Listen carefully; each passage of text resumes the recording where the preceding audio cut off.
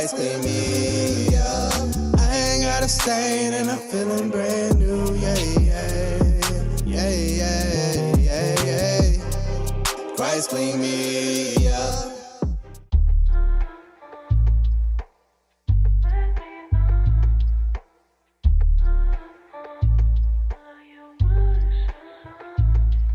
Yeah, I'm like this. The gospel, my friend, made me righteous. Now I'm walking like Christ in his likeness. I can't live the same, I don't desire it. Hold on, man. We're gonna do it like this. Yeah, I'm like this. The gospel, my friend, made me righteous. Walking like Christ in his likeness. Can't live the same, I don't desire it. Cause I admire him. Yeah, boy, I'm like this. The gospel changed me up, I got a new frame.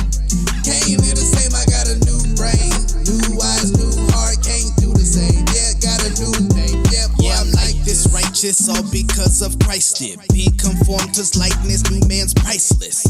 Yeah, he didn't leave me in the muck and mire. He constantly cleaning me up. He giving new desires. By his grace, ain't living the same. Living in shame, living unashamed. Living to give glory to his names. Christians repent, we had a change of mind. So we literally ain't seeing the same. New frame, new brain. Yeah, my faith in God brought new actions. Before I chase worldly passions. Yeah, now I'm like this, righteous. Hey, brothers, no longer blind. Yeah, I'm like this. The gospel, my friend, made me righteous. Walking like Christ in his likeness. Can't live the same, I don't desire it. Cause I admire him. Yeah, boy, I'm like this. The gospel changed me up, I got a new frame. Can't live the same, I got a new brain. New eyes, new heart, can't do the same. Yeah, got a new name. Yeah, boy, I'm like this. All things theology, we chop it up properly without an apology. Gotta give doxology to God, hallowed be, cause this is how we do it at All Things Theology. Yo, grace and peace. Welcome back to another episode of All Things Theology, where this is your host, K-Dub. Today, man, we gotta talk about Marvin, man. No. He does not know when to stop. You know, funny enough, all this will probably just be going away. You know how internet does. A controversy happens and the next one comes and then everybody forgets about the last one that happens. If he would just kind of let it go, or if he would just kind of apologize. I even saw a comment that said, hey man, just move on, apologize, move on. Okay, it's okay, right? I mean, but he can't help himself. Right now, he is on the 40K offering apology tour. He recently, today actually, went on the Rickey Smiley Morning Show and he talked about this, right? He talked about it, and so we want to do a review. And look, I haven't listened to all of this. I listened to the first 4 or 5 minutes, and I said, this is bad. Look, I want to talk about this. We're going to listen in together. It's going to be a collective homework assignment today, or collective group assignment, and hope you guys are ready. I don't want to waste your time. I know it's already late live today. Let's get right into it. Let's talk about it. Marvin Sapp on the Rickey Smiley Morning Show. Let's go. 5 minutes after the hour, y'all. Our next guest has been all over the internet lately, and he's here with us today to set the record straight. He's an award-winning singer, bishop, and pastor of the Chosen Vessel Church in Fort Worth, Texas. Joining us this morning is a friend of the show. Before we get started, I have to bring your attention to something. I'm gonna let it play for a little bit, but watch how Rickey Smiley sets this up. I thought that was very interesting, right? Because he's a good friend. He's going to ride for his brother, right? So let's listen. Marvin Sapp, and good morning. Thank you for joining this morning. Thank you. And listen, let me say this. I'm not here to exploit this situation. You are my friend. Thank you, sir. And I'm a real friend. I'm a loyal friend. Real friend. You understand? And I haven't even talked to you this week. No, because I know your phone was blowing up, but I had sense enough that everything that you sat here and said during the commercial break, I already knew. You don't have to explain that to me. I grew up in the church. In your own way. In your own way. Let's start with the attacks that are on you and the death threats on you and your family. Well, let me... No. Hold on. Wait. Death threats? Attacks? I thought that was an interesting way to start this off. Come on. Gaslight. I'm thinking that's some type of arsonist. You know, okay, attacks. I mean, people disagreed with you vehemently. Death threats, I didn't see that. If it's happening, obviously it should not be happening, right? But why not deal with the issue at hand? So it's already starting off on an emotional, right? Oh, poor Sapp. He's just a victim. He's a victim of a hate crime, right? No, sir. You know, people disagree with it. About 90. I've never seen many people as much, together in this situation that I have in a long time. Don't get me wrong. There's people, no matter what Marvin Sapp says, there are people that are going to defend him no matter what. I understand there are people out there like that. But I thought that was an interesting way to frame this, right? He's getting attacks and death threats, right? Well, let's keep listening. Let me just start. Just whatever way you want to start. Let me just start by saying first, Ricky, I thank you for this opportunity. Yes, sir. I thank you for the opportunity to be able to come on your show and for you to use your platform to give me a chance to just, add some context. Some context and clarity to. By the way, shout out to Mr. Lavelle with the gifted memberships. You guys enjoy that. But let's hear this. We're going to hear added context, right? I mean, that's what we're being led. Let's hear. A clip that, a whole lot of people have seen. Sadly, one of the things that has happened is, people have created a narrative that is absolutely not true. Number one, the narrative was created, excuse me, that I raised the money at my church, that I don't see how this actually helps or hurts you. I mean, let's say it was at your church. Okay. That wasn't the emphasis. Now, again, I knew that it was at this Paul convention. I knew it wasn't at your church. So I didn't get that wrong. But yeah, the world doesn't know if you're at your church or not. But that context actually doesn't help the case. It doesn't help or hurt you. I say it's wrong no matter where. I don't care if you're in a barn. It's wrong to do that to people. It's wrong to do that. So the added context right here doesn't help you. Let's keep going. Kept the people at my church hostage until I raised $40,000 for me. And so notice he said he's going to do a lot of switching. I didn't see no one say this 40,000 was just for you. Again, deflecting. I mean, I would assume actually that majority of it went to the convention and they gave you a cut out of it. That would be my assumption. But again, I don't know. The point is it was coercive and manipulative.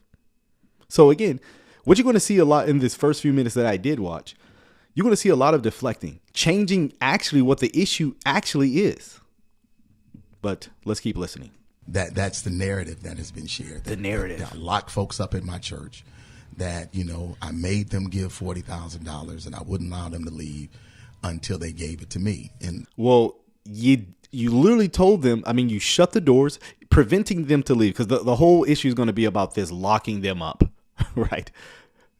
Locking them up. And because one of the things that someone brought to my attention, if this was so normative, why'd you have to tell the old ushers over and over? It was like they didn't know what was going on, right? And so, I forgot where I was going right there. Locking them up, right? I mean, you did. You shut the doors. You prevented them from leaving in the sense that you coerced them. And then once you got what you believed was a favorable offering, then you said to the ushers, now you can open the doors. So I've heard all this is just silly. There is no good explanation that I've heard from this. I mean, even plausible. Let's keep listening. Got a lot to go to. And to be honest with you, that is absolutely false. Yeah. Number one, that offering was taken last year. This was a service that happened last August. Why do they keep pointing like, well, it was last year? What? It's not. It's almost as if like it happened a while ago. I mean, a year is not a long time ago. But let's say it was 10 years ago.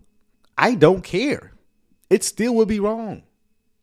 So, you had John Hannah do the same thing.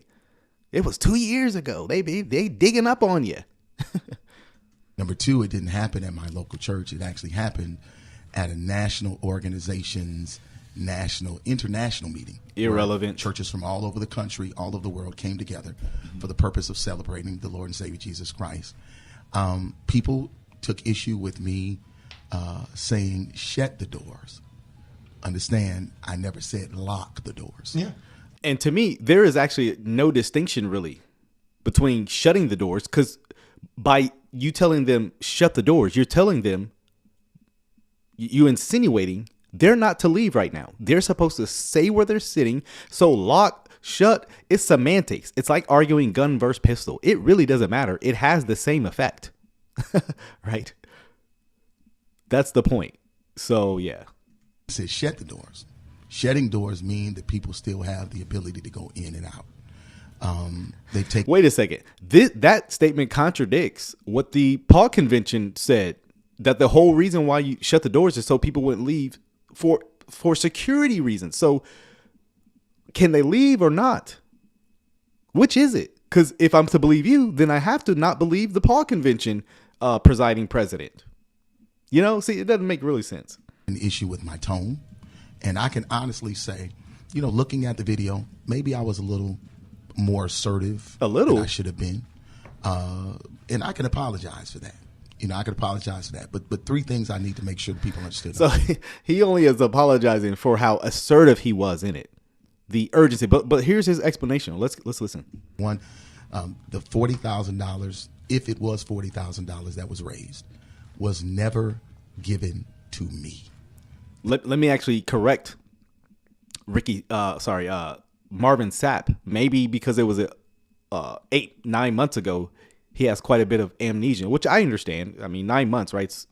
You know, I understand. Sometimes I forget what I eat for breakfast, right? So I understand. It was not just 40,000 that you guys were trying to raise at that convention. It was more like 60 to 70,000. Because remember, Marvin Sapp is the second offering during that service. That was the first offering. He finagled them about $25,000 if they gave according to that. So it wasn't even the first offering. But yeah, all this is damage control, right? Which lets you know how bad it actually is. I mean, yeah. Money was raised for the purpose of taking care of the budget for their conference, not Marvin Sapp. And let me address this because I can see why someone would say, well, it wasn't to him. Does not matter. It does not matter. It still is an issue. Someone says, can we listen to the video? Yeah, you can go to Rickey Smiley's YouTube page. If you don't want commentary, feel free to listen there. But we're providing educational commentary. So feel free to go to his YouTube page. You can watch it without my commentary. But the issue is, I don't care if it was at your church. I don't care if all the money went to you. These are actually irrelevant facts that most people I saw wasn't even making the issue about. The issue that I saw, most people, 90 to 95% people, someone said stop interrupting. You don't have to listen. God bless you. But, and no, I will continue interrupting. This is called a commentary video, right? So, God bless. So, notice so far he actually isn't addressing the issue. It's all deflecting. Well, what about over here? What about over here? Yeah. Number two, it didn't happen at my church. It happened in Baltimore. Number three, you know, people take issue with me being firm with the ushers. Anybody that goes to church, ushers one-on-one, that's the first thing they teach you as being an usher, is that there are 3 times you don't walk. You don't walk during the altar call. You don't walk during prayer. You don't walk during the offering. One of the reasons being is because of the sacredness. Wait a minute, Marvin. You just contradicted yourself because now you just told them they were free to leave. But now you're just saying right here, it's sacred not to leave. I mean, you have to stand where you're at. So which Marvin Sapp in the last 1 minute am I to believe? The Marvin Sapp that just said they're free to leave? Or the Marvin Sapp that just told us this is a sacred space and you're not to be walking during this period? Which, I mean, come on. Am I asking the right question? Can anybody else see that? Which is it, sir? I mean, he that's what I'm saying. He is literally contradicting himself in in 1 minute.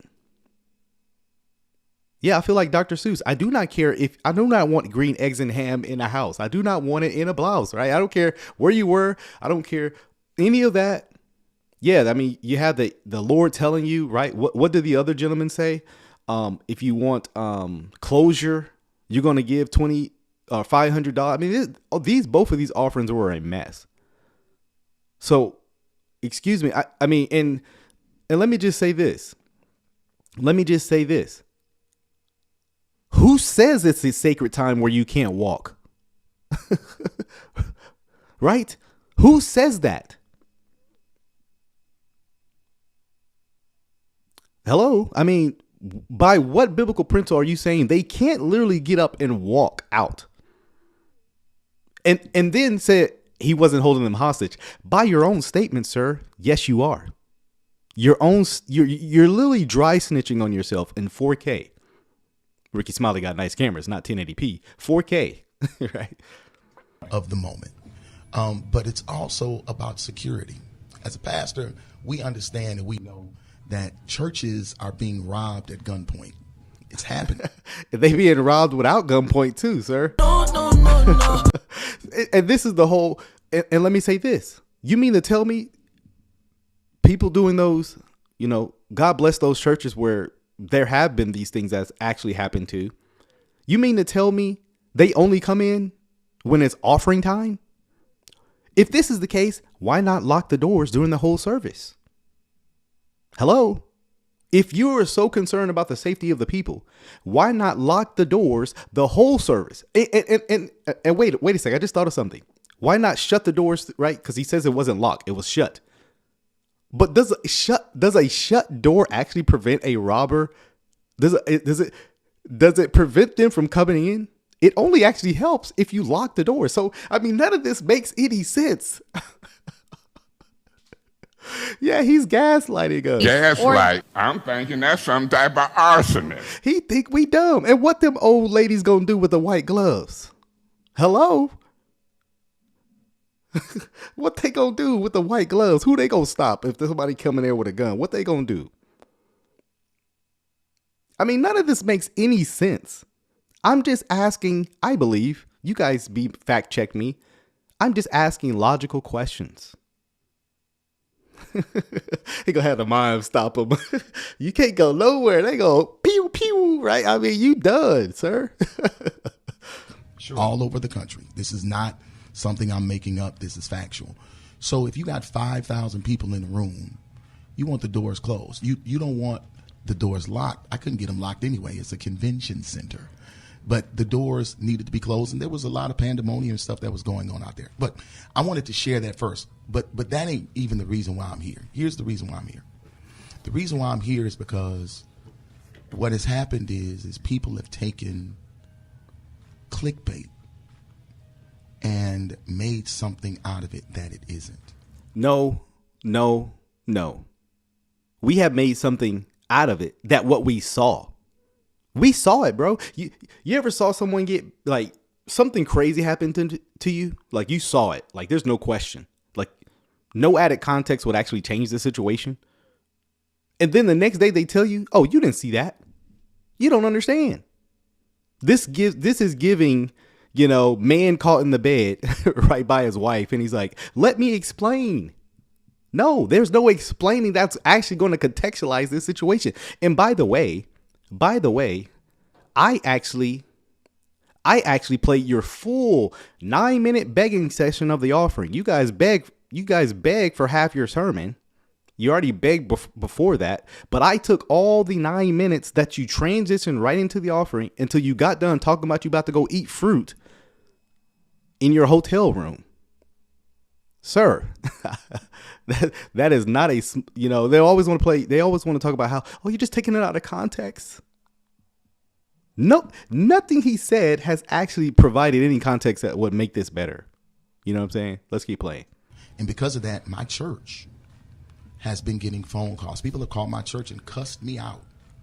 My staff are afraid because And let me just say this. Let me address this.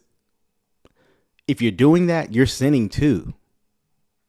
Okay, but two wrongs don't make a right. I don't wish harm on any false prophet or anybody manipulating and lying on the Bible. I don't wish harm. So don't deflect. Don't blame. Okay, I'm getting my phone. People calling my staff, cussing them out. I mean, they're in sin too. I mean, they're wrong too, right? I mean, I don't wish any harm against Marvin Sapp. But what does that actually have to do with the issue at hand? It doesn't. Again, more deflecting. It's plain classic victim blaming. Again, I'm sure there's an idiot out there who probably called his church and did something stupid. I don't doubt that. But it doesn't actually change the fact that this offering was diabolical. Received death threats over $20 and shut the door. People Hold on, wait.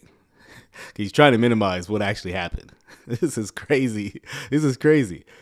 I just shut the door and asked for $20. No, sir. No. You first of all, you said the Lord told you, and then you gaslighted them into the $20. Now $20 ain't that much, and then you told the people behind you, right? Being in leadership costs. It pays to be in leadership. Isn't that the words he said? You know, he's trying to downplay what we actually saw. And then, close the doors. I should have got that sound effect. Close the doors. You told 1,000 people they need to give $20 in person. And then you told 1,000 people online they need to give $20. That's what actually happened.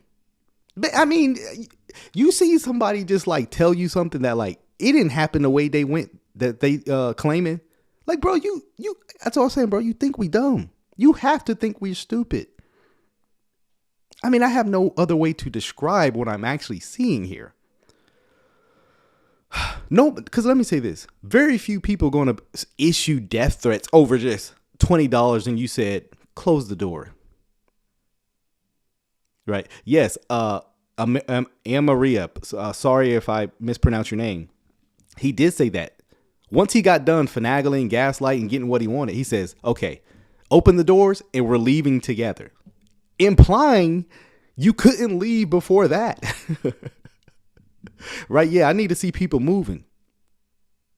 This was a stick up. I mean, sure, you didn't have a gun, but stick up nonetheless. This is crazy. Come to our campus. They have come to my church to try to cause problems, issues, challenges.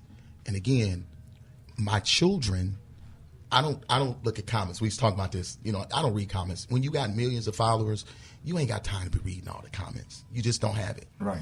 My children do. And they are afraid. And the reason being is because I'm their only parent.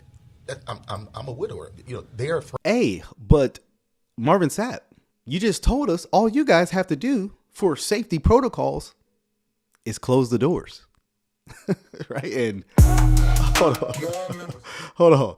Close the doors and turn off the lights. All you got to do is, Marvin Sapp, just close the doors. Safety protocol, right? Keep this. Which is it? Is it safety protocol to close the doors or not?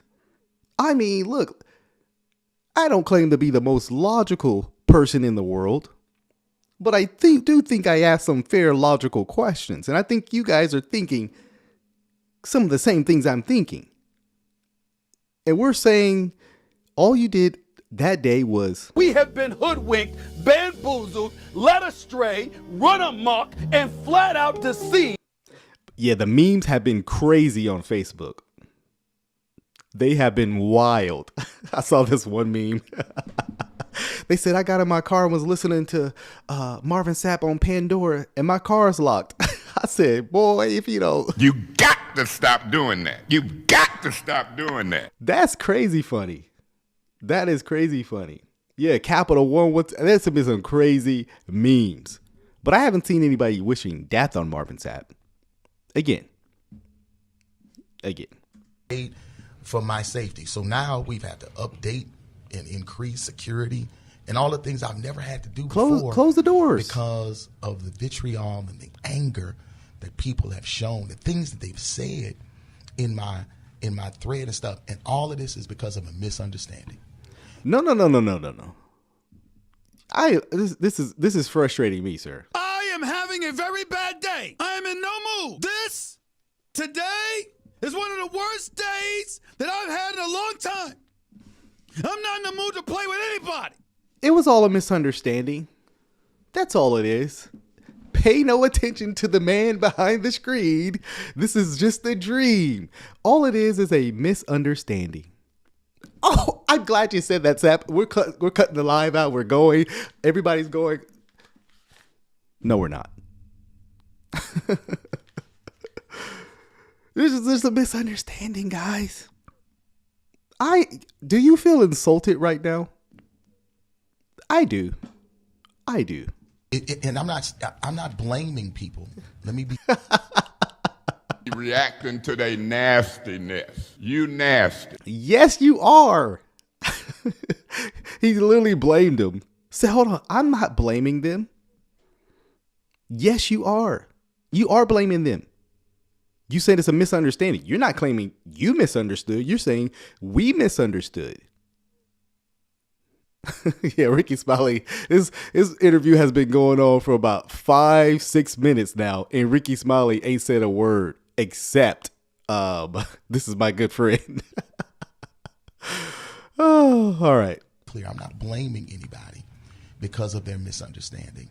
I'm just saying in all you're getting, get an understanding. And if I'm sharing with you that the $40,000 that I was trying to raise, and again, I don't know if the organization got 40, 10, 20, any of it. I don't know. I'm hoping that I actually raised more money so that I can help the organization that has been such a great support to me.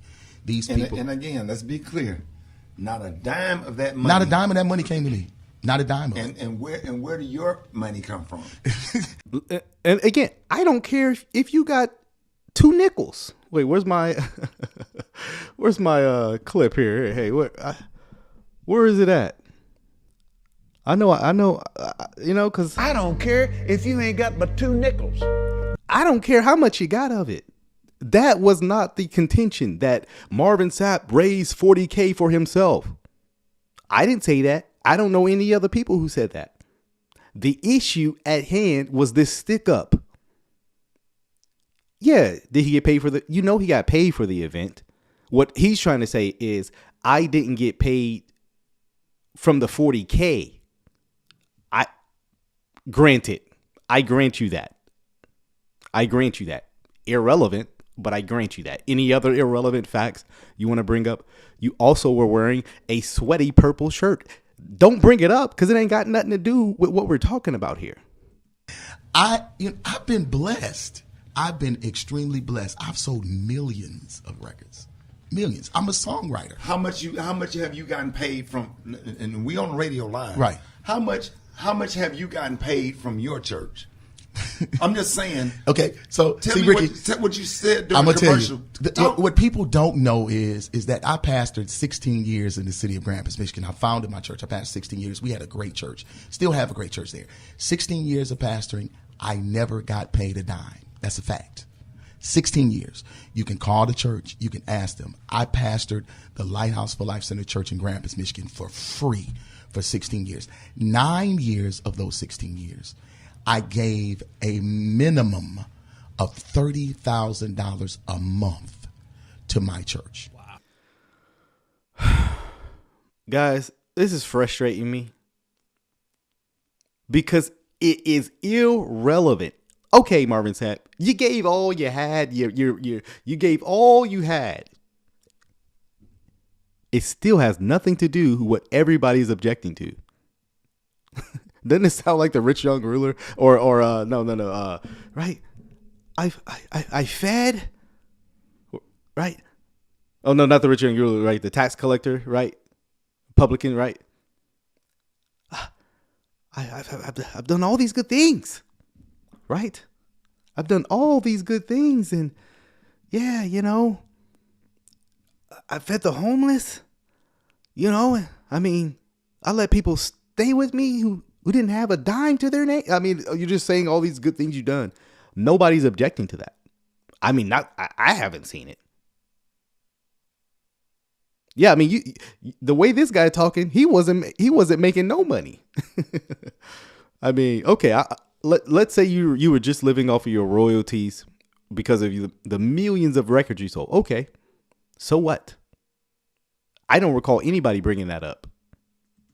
30 grand a month to my church to ensure that the church could go forward. We had a lot of stuff. I had a college campus that we had bought. We had 3 other campuses, and my membership had dwindled after my wife had passed because I had to travel more in order to take care of me and my kids. Right. So you was getting paid by being a guest speaker at these other events. Don't make it seem like you weren't getting paid at all. Okay. So, okay, you wasn't getting paid from your church, but you still were traveling, getting paid to be a guest speaker. Okay, we get it. All right. What else? My membership, it dwindled, but we never lost anything. And as a matter of fact, this is factual. The day I announced the new pastor, I burned the mortgage of the church. When I left Grand Rapids, I left my church not only debt free, but I left them with 6 figures in the bank and put a brand new pastor in and walked away and moved to Texas. I'm not walking around here trying to be a pimp. I'm not trying to take advantage of people. That's never been my passion. I do think you believe that, but the evidence says I don't believe that. Here's the reason. I've listened to numerous sermons of Marvin Sapp, and you want to see highway robbery? I mean, I could play you clips. I mean, you guys know about the wave offering in Leviticus, right? Where they wave the sacrificial offering. He turned that about raving your money in the hands. It's giving pimpish vibes. I mean, look, I'm not saying you're a pimp. I'm not saying you're a gold digger. But you're not messing with no broke, right, offering peoples, right? I mean, we're going to work on that line, but, you still. You gotta give. You got to give something. Go and sing it with me, y'all. You gotta give Something. You gotta give something. He's been too good to you. You gotta give something. You got to give something. I mean, this is, I don't know about y'all, but doesn't it give I'm trying too hard to convince you over here about something I said over here? It's like the Wizard of Oz thing, right? Why is this relevant? Let's say you're the most frugal person who doesn't care about money at all. What does that have to do with what we saw? Hello? Serious about ministry. And let me go one step further. There's a whole lot of other pastors around here that are doing the same thing. I'm sorry, y'all. What'd you say now, Chuck?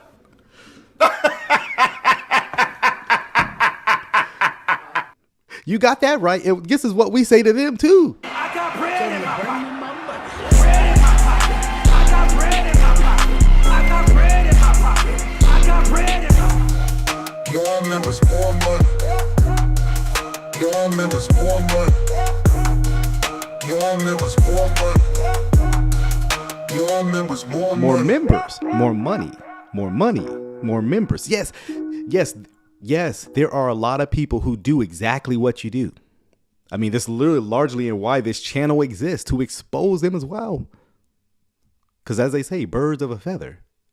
You know the rest. Most pastors in America are Bible. Oh, wait, hold on. Yeah. Lady Eliakim Travis brings up a great point. Right? He says, hey, I wasn't trying to coerce them. They didn't have to give freely.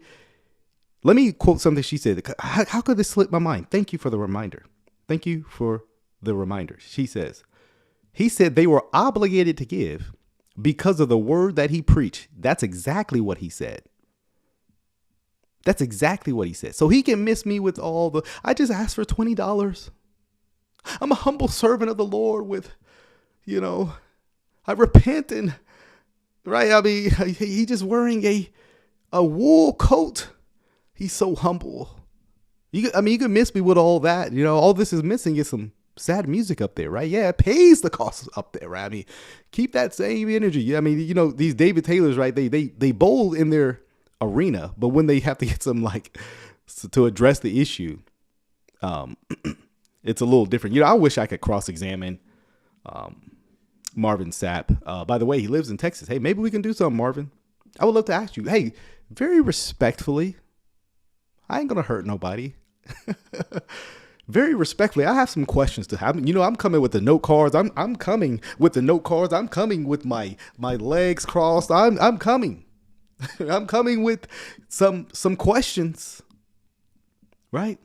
And I want to get some plausible answers. You say it was a security reason. What security threat did you face only during the given section? We would like to know, sir.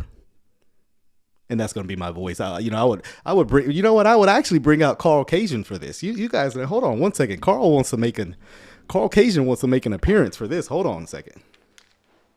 Yeah, because, Carl Cajun, this is a moment for Carl Cajun. Definitely a moment for Carl. Because, hold on. This is, yeah. Marvin Sapp, you said that,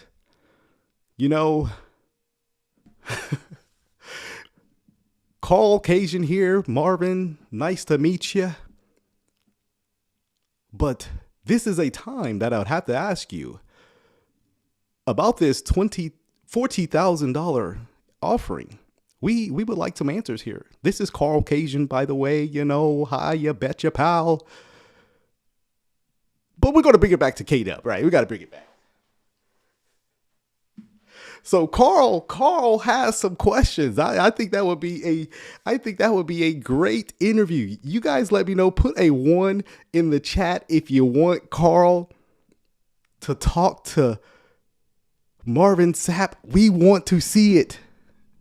We want to see it. I would be standing there fanboying. Carl Cajun. I got to see this. All right, back to enough of you guys. Back to this. Occasional, meaning they have jobs outside of their churches. The average church size in America is only 75 people. Look it up. But that ain't your church. Right? Factual. So we're not getting rich off the church. I am bivocational. I'm a W-2 employee at my church. I have a syndicated radio show that I do every week to over 60 different markets. I own real estate. I have mutual funds. I have annuities. I have if the goal was to convince us you're not about that money, you're doing a terrible job. And yes, there was 2K people at the event, not 75. Is he trying to convince us that he loves money and it's all about him? It's giving the opposite of what he's trying to do, but bless his heart. Stocks. I play the market. I took my money and I didn't trick it. Money that you made from that I made from music, records. from hit records. I'm one of the only gospel artists with billions of streams. And you tour. And I tour. I just came off of a tour. Sure. That I made tons of money on. And I'm at the crib right now chilling because I don't have to go on tour. Eating fruit. I can wait and do my next day. Basically, you saying all that to say you don't need no $40,000. I don't. Got it. And I would take it if they gonna give it to me. But right. I did not raise this money for the premise and purpose. And that was a program that I like. Hey, shout out to Cassie Rags with the quote of the live. She says, I ain't saying he's a gold digger, but he ain't messing with no broke members. No. You stop, ma'am. You stop that.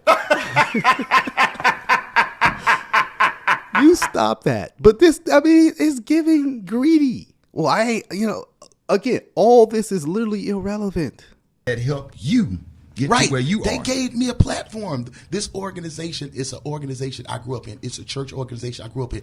And I'm Jay Riaz says, would you do a video on where I get my sound bites from? The internet. Just kind of, if I like something, I just get it. That's really all to it. Appreciative. The reason why I won't bring up the organization, because it ain't none of y'all business. But the point is these people gave me a platform, man. The organization is Paul, right? Pentecostals Assemblies of the World Incorporated. I don't know why it's a big secret. And the reason why I'm known today is because of the opportunities that this organization gave me. So for me to go back and be able to preach and raise finances and give back to them so that they don't have to go in debt. Listen. Hold on. Hold that thought. Hold that thought, y'all. So notice the reason why they brought him in. It's the Juanita Bynum, same reason they bring her in. They know she is gifted at getting that money. You know what I'm saying? I'm tired of church. You already know why you're here. Marshawn Lynch style, right? You know why I'm here. You know why you there. 25 before the top of the hour, y'all. We're talking to Marvin Sapp. More Marvin Sapp up next. Rickey Smiley Morning Show. I was just saying that, you know, I think one of the most devastating things about this whole situation and circumstance is that, you know, I'm literally praying for all of those who have actually spreaded the lie. Gaslight. I'm thinking that's some type of arsonist. So he's praying for those who spread the lie. Wait, I thought it was just a misunderstanding. I thought we just misunderstood. Now we're bold. Now we're lying. Now we're lying. And he's just praying for us. This is crazy. I feel so manipulated listening to this. This man, that's what I say, man. He literally thinks we're stupid. He has to. He has to. No one is lying on you, sir. We saw what we saw. Again, I would have so much more respect if he said, you know what? Although I still agree with some aspects of what I did, I can see how it was distasteful. You know, some aspects I would see how I should not have done that, and I disagree.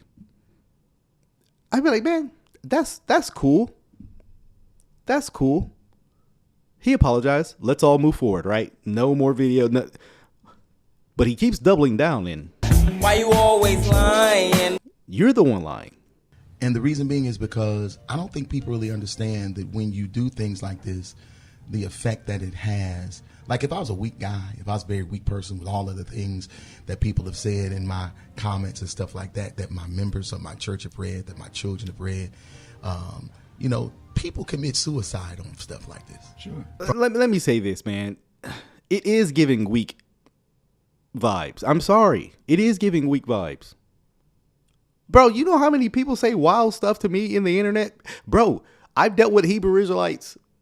I'm in an interracial marriage. They have said some of the wildest stuff to me. You know what? I don't get on the internet. They actually have made death threats, but I don't get on the internet. My children, they make death threats. I mean, look, the internet might not be a place for you. That's side note, right? That's side note. But again, it's like all this is just being finger pointing. But I didn't see anybody making death threats. I didn't see anybody. I mean, the most pagan people, you know, I saw responding to this, Shannon Sharp and Ocho Cinco, they weren't even making death threats. Now, they was clowning you, no question. Again, I gave a biblical reason for why I disagree with you.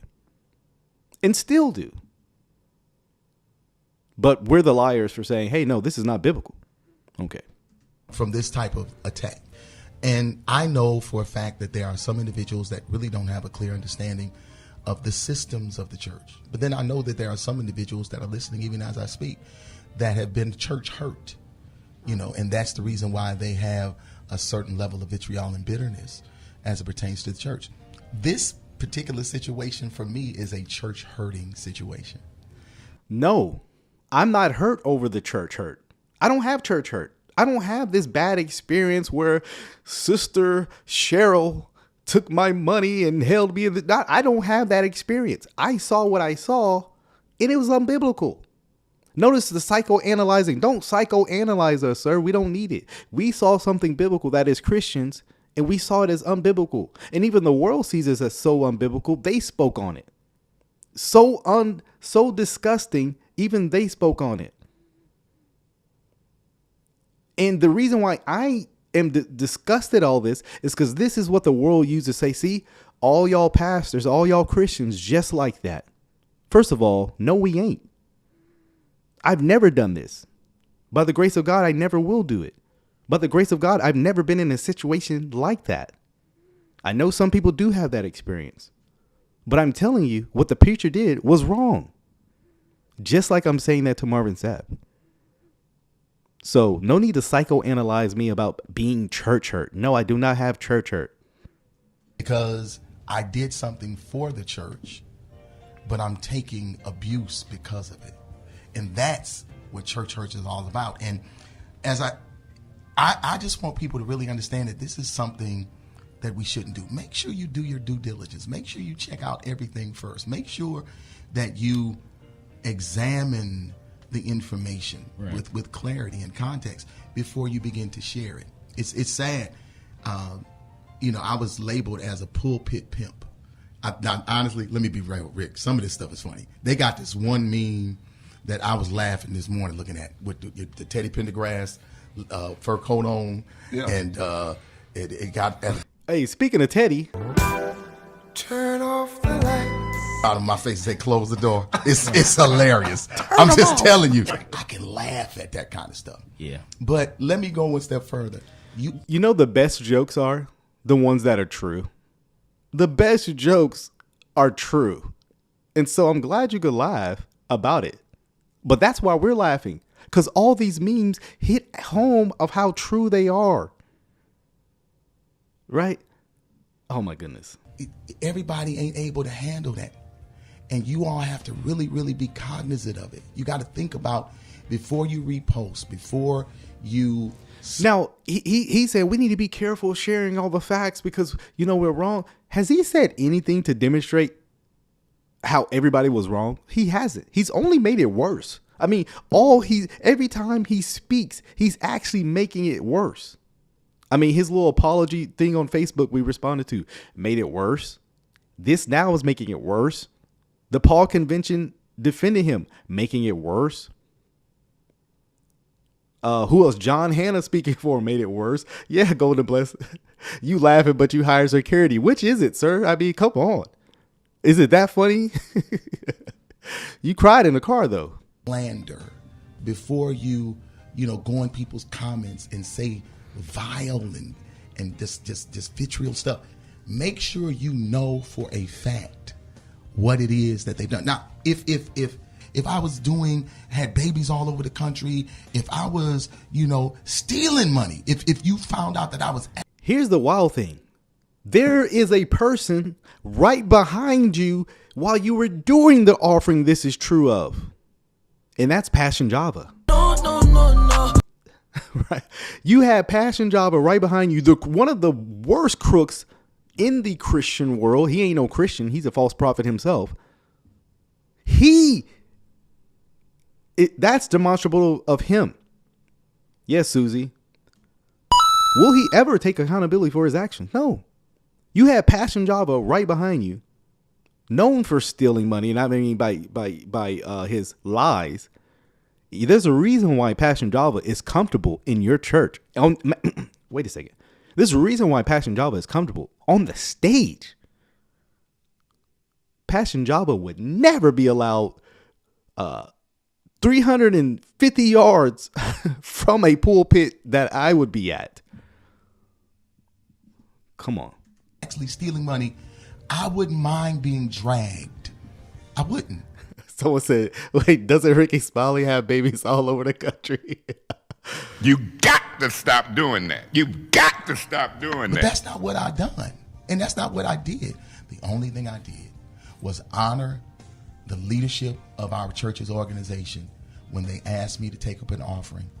I tried to raise $40,000 for the organization, not for me personally. Right. The money that I make, I write songs. I own businesses. I have multiple streams of income. I have been good with the money and a good steward over the finances that God has given me. So you don't have to explain. At 58 years of age, if I don't drive a certain kind of car, there's a problem. This guy, he's telling you he loves the finer things in life. This guy literally telling you he has to live up to a certain amount of money. But then he just told us earlier, I'm not money hungry. I'm not one of these pulpit pimps. You're literally dry snitching on yourself. Again, I don't care who the money went to. I'm saying my issue, I was very upfront the first time. I don't have a problem with the church saying, hey, we need to raise $100,000. Would you give generously? Amen. I don't have a problem with that. Churches need money. I get it. What I did have a problem with was how it was conducted, how it was raised. The fear mongering, right? God told me the word was good, therefore you gotta give. All that went into it. Again, for me, it was not the amount. 2, it was not anything else he's bringing up the location. It's how you did it. And then you're dry snitching on yourself, sir. Means I tricked off my money. But you worked hard for it. I work and still work hard. And on tour and getting on planes. And absolutely. Planes, trains, automobiles. Yeah, and we done seen what them tours look like with you and Kirk Franklin. Don't remind us. Bills, yes, hotels, sir. Motels, holidays. And rehearsals. And singing. And preaching on Sundays. And rehearsals and writing a song and producing and the hours and hours in the studio. Yeah, you worked hard for that. And what was your number one hits? My number one hit was Never Would Have Made It. Hold on. Never would have paid it. Without you, I would have lost it all. But now I see with effort stronger. I'm wiser. I'm better. So much better. Ricky gassing him. What was your number one song? You know what that song was. Come on. Never would have made it. 48 weeks at number one. Yeah, 48 weeks at number one. When it first came out, I sold 4 million ringbacks and ringtones. Come on, man. 4 million. Yeah. Y'all do the math. Y'all do the math. Who do you know that can work a job for 16 years and don't get paid? Who do you know that can give $30,000 a month to a church for 9 years? Do the math. Yeah. Do the math. And walk away from it. This ain't about $40,000. I don't know what it's about. Hey, but Marvin, I want to be clear. You have the worst self-awareness I've ever seen in a person. He's like, this ain't about 40,000. That's correct. He's like, I don't know what this is about. I know you are demonstrating that you don't know even why people are objecting. I don't know how much clearer we can be about the situation. It's the fact that you told those people that they shut the doors, maybe close them doors and turn the lights down low. I mean, you wouldn't let them leave. Now we can leave. When you got done, now we can leave. I'm about to go eat me some fruit, go to my hotel, get my flight tomorrow. I mean, you don't know why people are upset. Then come on to All Things Theology. Caucasian will very succinctly, that's a word he likes to use, explain to you why people had an issue, since you lack self-awareness. Go ahead, Go ahead. You've done a fantastic job of explaining in detail, the whole situation. You did better than me because I'd have been going on. No, wait a second. Hold on. He did an excellent job explaining. No, he did not. Is this finna get funky in here? Because I'm finna use a bunch of adjectives. He did a terrible job explaining the reasoning and justification. Terrible. I mean, all he did, for the most part of this interview, he's just bragging about how much money he got. It didn't help him look good, right? I mean, yeah. No, you've done a fantastic job of explaining yourself. Maybe Rickey Smiley got that 40K the way he defended him this hard. That's maybe what happened. It brings to mind the saying that, why run with the truth when the lie is way more entertaining? Absolutely. And that's what has happened in this case. No, stop. I respect pastors who actually do the good work like you're talking about, but I think it's become real popular over the last few years for people to attack people in your position. It started with the whole, Creflo Dollar and the plane thing. It just became real fashionable. But our people who are attacking you.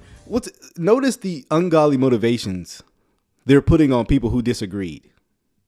They're just attacking, good godly men. Started with Creflo. Let me give you a word of advice. The church has always had to call out charlatans since its inception. Go read your Bible, sir. I don't know who this is talking, but go read your Bible. The church at large have always had to call out false teachers since its inception. That's why 2 Peter chapter 2, verse 3, right? It speaks of those who, with their greed, they will exploit you. So no, it didn't start with Creflo, and it's not just this fashion or just this being popular. No. Shout out to my man Shaq says, the amount of cap in that room is baffling. Rickey Smiley trying to get that tour money with Marvin. He trying to get some kind of deal. He heard Marvin talk about all that money he had. He said, I want a little something. Crazy. You really need to examine your own life. If you are making death threats and typing out violent kind of things like that over this situation, you really need to sit back and think about where you are in life. Let me say, this is the posture of a man who knows he messed up. I mean, can we be real? This is, when have you ever did this and been okay with yourself? I mean, I have never seen anybody do this and they are completely satisfied in themselves. I'm just pointing out, look, we can read body language. That says a lot about you. That's yeah. I crazy. want to say this to you, man. God just put this on my heart, and I'm nowhere in ministry as you. I just love God, and I do a praise break on the show every morning. Remember what all y'all pastors taught us, that all of this is only a test. Oh, Doc, I believe in that. And let me close. I can close by saying this. I'm driving down the road, and honestly, the Spirit of the Lord spoke to me and said, Marvin, this is going to be a teachable moment. Mm-hmm. And I said, okay, God, well, what are you trying to teach me? He said, well, I'm trying to teach you exactly what you've been singing for years. That after this, you're going to be stronger. You're going to be wiser. Come on. You're going to be better. You're going to be so much better. And I want my church to know that, I stand in integrity and that I'm here to protect the integrity of our church, the Chosen Vessel Church in Fort Worth. And while I'm here, I might as well invite all of y'all to come to University of Texas, Arlington, and be with me on Easter Sunday, because we're going to give God a crazy praise. We're going to magnify him. We're going to glorify him at 11 a.m. Come on now. in Fort. Which just means Easter sermon going to be crazy wild. That's all that means. Again, that wasn't a test. That was not a test. You completely failed it if it was. Again, this is just gaslighting, deflecting, blaming others. There's so many fallacies going over here. It's crazy. Yeah, he applied his own song to him. Oh.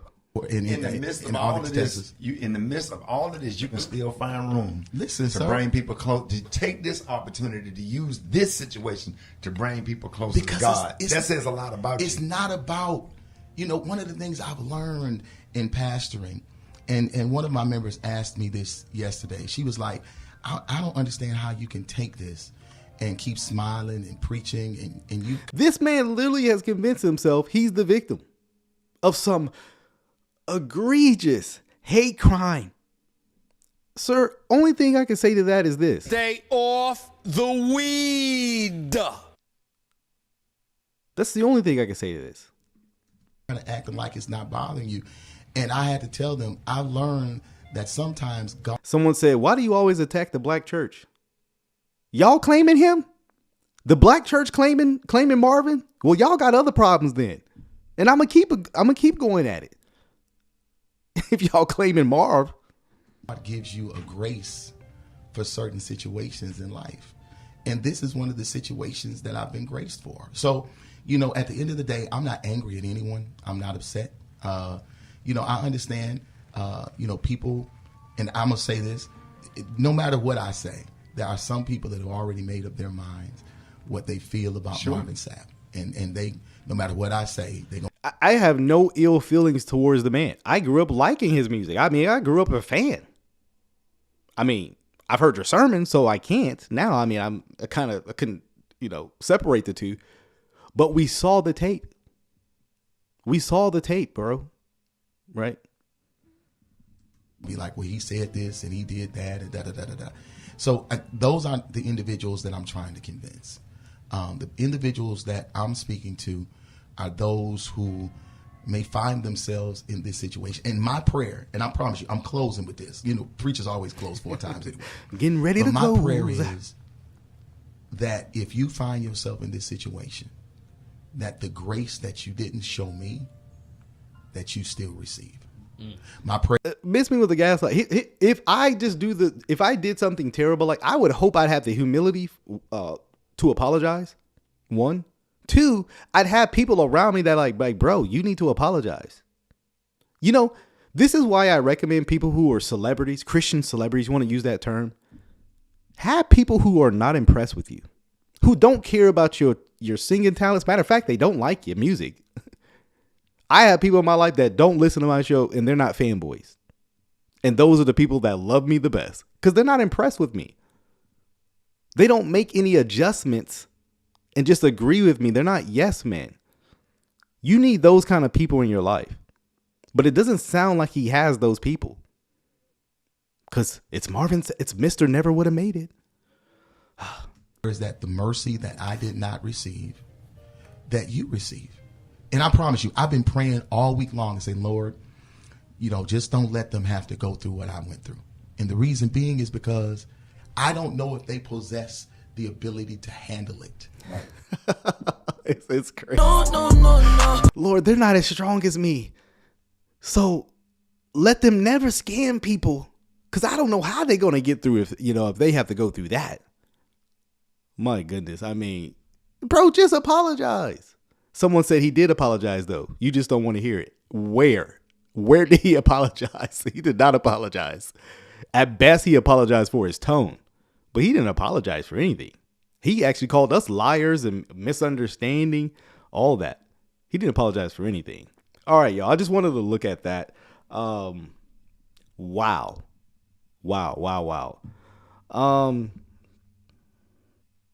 Yeah. So, very, very interesting, right? Very interesting. Yeah, I saw that, and I just thought, man, I wanted to give my thoughts and respond to it because, again, it wasn't no apology, no accountability for what he did. Again, if he apologized, I'd be like, look, y'all, stop the videos, no more. I mean, he's actually the reason why it continued to going on.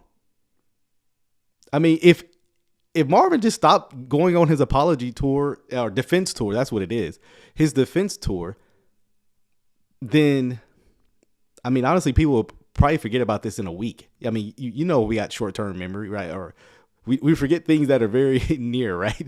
We're going to forget about this in a week. Something else going to happen, and everybody will forget about it. But he's the reason why it's actually getting much traction. He keeps talking about it. But it is what it is, right?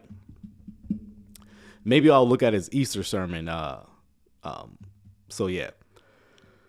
Oh, this is crazy. Well, I am about to drop off of here, guys. We've had a full day of content. We've had John Honeybun, Hannah. We did, right? We talked about earlier, Mike Todd and the donuts. We talked about Archbishop William Hudson. It's been a crazy day of content. Don't look. If you're starving for some all things theology content, man, today you got enough for a couple days. So look, we're going to drop off. Look, continue the conversation in the comments. Right now, tell me what you think, right? Tell me, hey man, you okay with what Marvin did? You disagree? Let's talk about it in the comment section. Till the next time, y'all, grace and peace.